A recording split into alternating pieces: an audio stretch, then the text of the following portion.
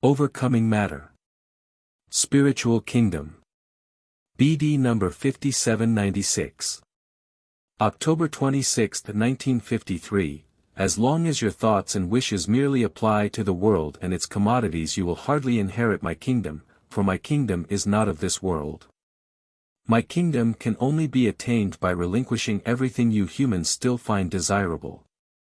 My kingdom necessitates the overcoming of matter. You will only be able to liberate yourselves from the form and enter my kingdom if you detach yourselves from everything that belongs to my adversary.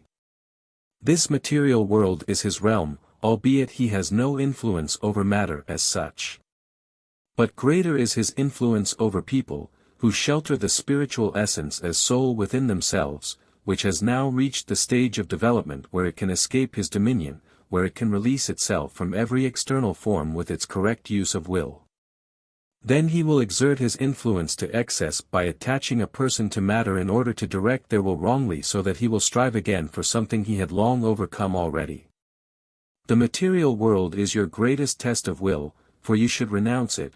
You should voluntarily do without everything you consider desirable in the course of your earthly life. You should strive for the spiritual kingdom, thus you should choose and decide in favor of either my kingdom or the kingdom of my adversary.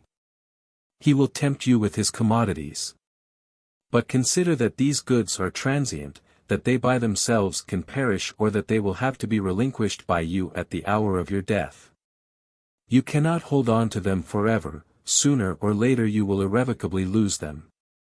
Think of this and therefore start early by producing, working and acquiring possessions which cannot be taken away from you, everlasting possessions whose value will only be truly recognized in eternity, after the death of the body, which then will be the soul's wealth and make it infinitely happy.